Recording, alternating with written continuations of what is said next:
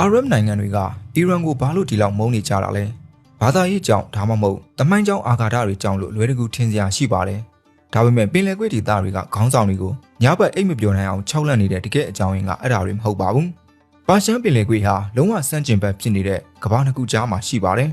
တစ်ဖက်မှာဒူဘိုင်းရီယက်ဒိုဟာတို့လိုမိုးပြန်အဆောက်အုံတွေအမေရိကန်ရဲ့မဟာမိတ်အင်အားနဲ့ဒေါ်လာထရီလီယံချီတန်တဲ့ရေနံကြွယ်ဝမှုတွေရှိပါတယ်သူတို့နဲ့နည်းနည်းချင်းဆိုင်တစ်ဖက်မှာတော့ပိတ်ဆို့တန်ခတ်မှုတွေကြားတွေကနေဘယ်သူအကူအညီမှမပါဘဲရှင်းသန်နိုင်အောင်မနှဲရှုံးကန်နေရတဲ့အီရန်နိုင်ငံရှိပါတယ်။ဒါဟာရှေးဟောင်းအာဃာတတွေကြောင့်မဟုတ်ပါဘူး။ဈေးပေါ်တဲ့ drone လေးတွေကဒေါ်လာဘီလီယံချီတန်တဲ့ကာကွယ်ရေးစနစ်ကြီးတွေကိုအလွယ်တကူအနိုင်ယူနေတဲ့ခေတ်သစ်စစ်ပွဲတွေဖြစ်ပါတယ်။အတွေးခေါ်သစ်တွေကဘီယန်စနစ်တွေကိုချင်းချောင်းနေတယ်လို့ကျင်းမြောင်းတဲ့ရေလမ်းကြောင်းလေးတစ်ခုကလည်းကမ္ဘာစီးပွားရေးတစ်ခုလုံးကိုရပ်တန့်သွားစေနိုင်ပါတယ်။အာရဗ်ကောင်းဆောင်တွေကြောက်နေတာကအီရန်ကတင်ကားတွေနဲ့လာတိုက်မှာကိုမဟုတ်ပါဘူး။တင်ကားတွေမလို့ပဲအနိုင်ယူနိုင်မဲ့နီလန်ကိုအီရန်ကရှာတွေ့သွားတာကိုကြောက်နေကြတာပါ2019ခုနှစ်စတင်ဘာလ14ရက်နေ့မှာဖြစ်သွားတဲ့အဖြစ်အပျက်ကဒါကိုအကောင်းဆုံးသက်သေပြနေပါတယ်။စာရွက်ပေါ်မှာပဲရှိတဲ့ချင်းချောက်မှုဟာတကယ်လက်တွေ့ဖြစ်လာတဲ့အချိန်မှာပဲမနက်4နာရီအချိန်မှာဆော်ဒီအာရေဗျအရှေ့ပိုင်းက FK ရေနံချက်စက်ရုံဟာကမ္ဘာပေါ်မှာတန်ဖိုးအကြီးဆုံးစက်မှုဆောင်တစ်ခုဖြစ်ခဲ့ပါတယ်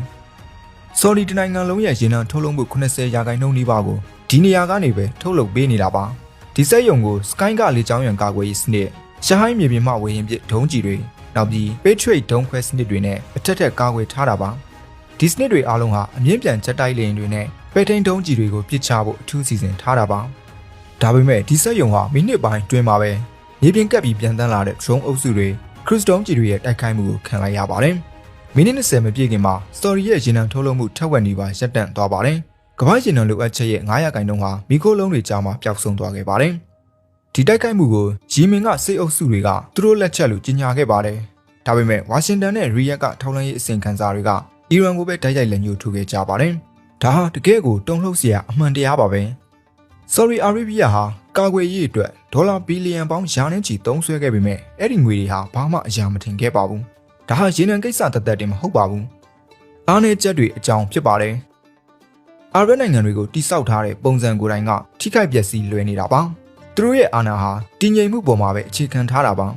အနောက်ရှက်မရှိတဲ့ရေနံတင်ပို့မှုငြိမ်သက်နေတဲ့ဈေးကွက်နိုင်ငံခြားရင်းနှီးမြှုပ်နှံမှုနဲ့လုံခြုံတဲ့ရေလမ်းကြောင်းတွေကိုလိုအပ်ပါတယ်သူတို့ရဲ့မြို့ကြီးတွေဟာကမ်းခြေတစ်လျှောက်မှာဘာအကာအကွယ်မှမရှိပဲတည်ရှိနေတယ်လို့သုံးရေကိုလည်းပင်လယ်ရေချိုထုတ်စက်ရုံတွေကနေပဲရနေတာပါ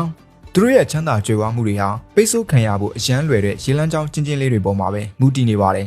အီရန်ကတော့ပုံစံတစ်မျိုးပါဒီကမ္ဘာပိတ်ဆို့မှုတွေကြားမှာဆယ်စုနှစ်ပေါင်းများစွာအထီးကျန်ခဲ့ရလို့ကိုယ့်ခြေထောက်ပေါ်ကိုရပ်တည်နိုင်ဖို့ကိုပဲတင်ယူခဲ့ပါတယ်။အီရန်ဟာနိုင်ငံခြားငွေဒါမှမဟုတ်ခီးသွွားလုပ်ငန်းတွေအပေါ်မှာ